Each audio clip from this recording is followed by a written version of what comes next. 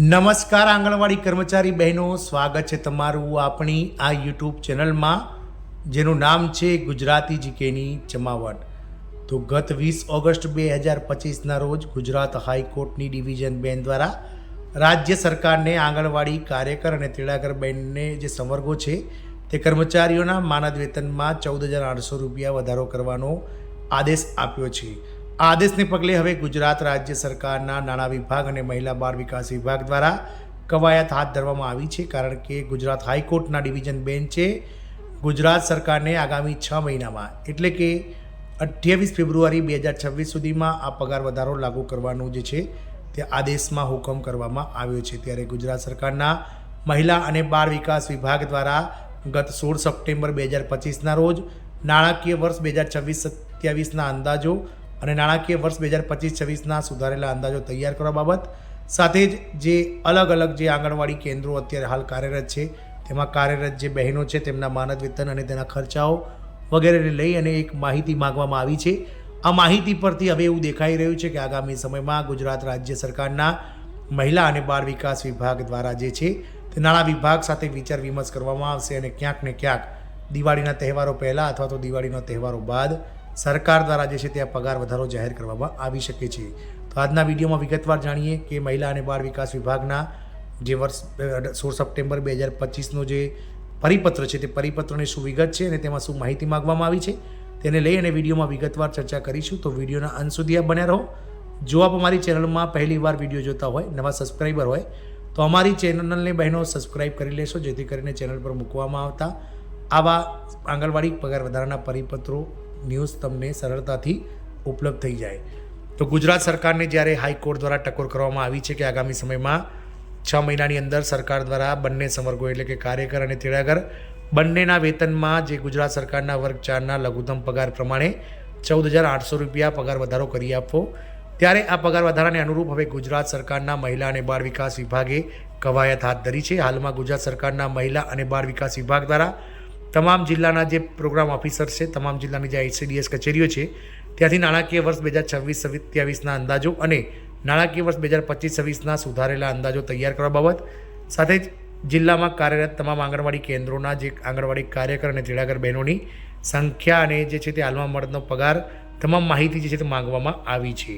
આના માટે નાણાં વિભાગનો તારીખ 9/9/2025નો પત્ર ક્રમાંક, નાણાં વિભાગનો 10/9/2025નો પરિપત્ર ક્રમાંક વંચાણે લીધેલ છે.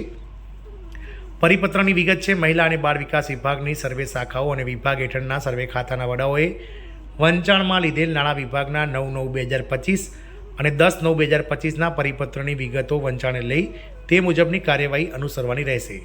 નાણાં વિભાગની સૂચના અનુસાર આગામી નાણાકીય વર્ષ 2026-27ના અંદાજો તેમજ ચાલુ વર્ષ એટલે કે સને 2025-26ના વર્ષના સુધારેલા અંદાજો તૈયાર કરી મોકલી આપવાના રહેશે, જે અન્વયે નીચે મુજબની સૂચનાઓ પરિપત્રિત કરવામાં આવશે. અંદાજો મોકલવાની આખરી તારીખ તો સને 2026-27 વર્ષના અંદાજો અને વર્ષ 2025-26ના વર્ષના અંદાજો તૈયાર કરી સરકારશ્રીએ નક્કી કરેલ સમયપત્રક મુજબ આ વિભાગ તરફથી આ નાણાં વિભાગને મોકલી શકાય. તે માટે તમામ ખાતાના વડાઓની કચેરીએથી નીચે દર્શાવેલ તારીખ સુધીમાં વિભાગને અચૂક મોકલવાની રહેશે. પહેલો વિભાગ છે આવક અને સ્થાયી ખર્ચના અંદાજો, એટલે કે જે રીતે હાલમાં આંગણવાડી કર્મચારીઓનો પગાર આંગણવાડીમાં પોષણ આહાર માટે જે કહી શકાય કે જે પગાર જે રકમ લાગે છે, તદુપરાંત જે અલગ અલગ જે ખર્ચાઓ છે તે ખર્ચાઓની માહિતી 30/9/2025 સુધીમાં મોકલવાનો છે. મહેસૂલી મૂડી ખર્ચ ચાલુ બાબતના અંદાજો એટલે કે મહેસૂલી મૂડી હેઠળની ચાલુ યોજનાઓ વગેરેનું જે વિભાગની સંબંધિત વહીવટી કચેરીને 30/9/2025 સુધીમાં મોકલવાની છે વિગતો. મહેસૂલી મૂડી હેઠળની ચાલુ યોજનાઓનું બજેટ 15/10/2025 સુધીમાં વિભાગને મોકલવાનું છે. નવી બાબતો કામની દરખાસ્ત, તો સ્ટાફને લગતી બાબત, જો સૌથી મહત્ત્વનો મુદ્દો બહેનો અહીંયા જોયા જેવો છે કે નવી બાબતો અને કામની દરખાસ્તો જે મોકલવાની છે તમામ વિભાગોએ, તેમાં મહેસૂલી અને મૂડી હેઠળની નવી બાબતો, નવા કામો વિભાગ 1 અને વિભાગ 2ની પ્રથમવાર આવતી નવી બાબતો, કામો વિભાગની સંબંધિત વહીવટી શાખાને મોકલવા અંગે. પહેલું છે સ્ટાફને લગતી બાબત, એટલે કે સ્ટાફમાં અત્યારે હાલ જિલ્લા વાઇઝ અલગ અલગ જે ICDS કેન્દ્રો અંતર્ગત તાલુકા અને જિલ્લા કક્ષાએ કેટલા આંગણવાડી કેન્દ્રો કાર્યરત છે, એમાં સ્ટાફને લગતી બાબત એટલે કે સ્ટાફ કેટલો, એટલે કે આંગણવાડી કાર્યકર તેડાગર બહેનો કેટલી સંખ્યામાં નોકરી કરી રહ્યા છે, આ 30/9/2025 સુધીમાં નાણાં વિભાગને જે માહિતી મોકલી દેવાની છે. ઓફિસ ઇન્ફ્રાસ્ટ્રક્ચર પ્રોજેક્ટ યોજનાઓ 15/10/2025 મહેસૂલી અને મૂડી હેઠળની નવી યોજનાઓ નવા કામો વિભાગ 1 અને 2ની પ્રથમવાર આવતી નવી બાબતો 30/10/2025 સુધીમાં મોકલવાની રહેશે. એટલે કે સ્ટાફને લગતી બાબત 30/9/2025માં મોકલી દેવાની છે. એટલે કે ક્યાંક ને ક્યાંક આગામી જે નવરાત્રિ પૂર્ણ થઈ રહી છે ત્યાં સુધીમાં સરકારે માહિતી માંગી લીધી છે. તમામ આંગણવાડી કેન્દ્રોની કેટલા બહેનો કાર્યરત છે અને નાણાં વિભાગ સાથે વિચાર વિમર્શ શરૂ કરી દીધો છે. એટલે કે ક્યાંક ને ક્યાંક દિવાળીના તહેવારો પહેલાં અથવા તો દિવાળી તહેવાર બાદ સરકાર દ્વારા ગુજરાત હાઈકોર્ટના જે ચુકાદાને આધીન જે વેતન છે તેમાં વધારો કરવાની જે છે તે કવાયતો હાથ ધરવામાં આવી છે. ત્યારબાદ સુધારેલા અંદાજોની વાત કરીએ તો પ્રથમ 8 માસના ખર્ચના આધારે તૈયાર કરેલ મહેસૂલી મૂડી ખર્ચના સને વર્ષ 2025-26ના સુધારેલા અંદાજ 30/11/2025 સુધીમાં મોકલવાના છે. અંદાજપત્રીય જોગવાઈ રૂપિયા કરોડમાં દર્શાવવાની રહેશે. એટલે કે જો કોઈ પણ જાતની તમારે 2 ડોમિસાઇલ હોય તો પણ તે કરોડમાં દર્શાવવાની અંદાજપત્રીય જોગવાઈ સને 2026-27ના અંદાજપત્રમાં અંદાજપત્રીય જોગવાઈ દર્શાવવા અંગે તો આગામી વર્ષના અંદાજપત્ર તથા ચાલુ વર્ષના સુધારેલા અંદાજ મહેસૂલ અને મૂડી સદરે અલગથી તૈયાર કરી બજેટ એપ્લિકેશનમાં પ્રોગ્રામ મુજબ વિભાગને મોકલવાની રહેશે. રાજ્ય સરકારના અંદાજપત્રને શેડ્યુલ કાસ્ટ સબપ્લાન અને ટ્રાઇબ એરિયા સબપ્લાન મુજબ નિયત કરેલ ટકાવારી પ્રમાણે જે તે ફાળવણી કરવાની રહેશે. વર્ષ 2025-26ના સુધારેલા અંદાજો અને સ્થાયી ખર્ચ 2026-27ના મહેસૂલી અને મૂડી હેઠળની નિયત પરફોર્માના દરખાસ્તો સીધી વિભાગની બજેટ શાખામાં રૂબરૂ મોકલવાની રહેશે.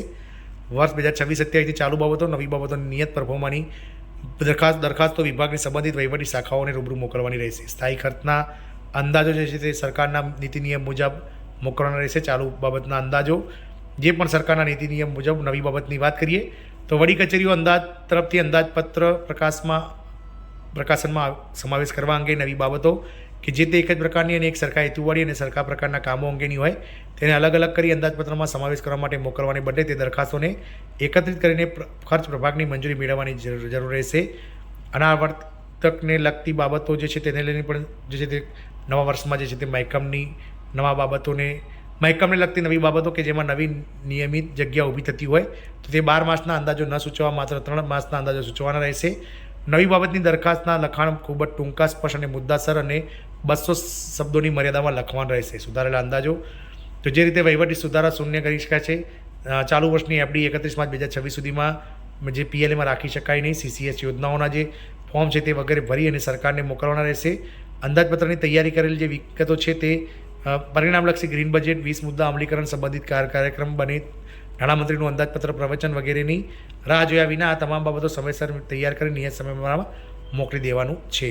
તો નાણાં વિભાગ દ્વારા જે છે તે આ વાત કરીએ તો પગાર વધારાની વાત કરીએ તો 30/10/2025 સુધીમાં જે છે તે નિર્ણય લેવાઈ શકે છે. એટલે કે ક્યાંક ને ક્યાંક દિવાળીના તહેવારો બાદ જે છે તે સરકાર દ્વારા જાહેરાત થઈ શકશે. કારણ કે હાલમાં 30/9/2025 સુધીમાં સરકાર દ્વારા જે છે તે સ્ટાફને લગતી બાબતને લઈ અને માહિતી માગવામાં આવી છે. ટૂંક જ સમયમાં સરકાર દ્વારા નવી દરખાસ્તો પર વિચારણા કરવામાં આવશે અને પગાર વધારો જાહેર કરવામાં આવશે તેવું આ પરિપત્ર પરથી ફલિત થઈ રહ્યું છે. તો આંગણવાડી કર્મચારી બહેનો કે જેઓનું રાજ્યમાં સંખ્યાબળ 1,06,000 કરતાં વધારે છે તેઓ આનંદો, કારણ કે સરકાર દ્વારા તમારા પગાર વધારાની તૈયારીઓ જે છે તે પરિપત્રના માધ્યમથી શરૂ થઈ ગઈ છે. જય હિન્દ, અસ્તુ.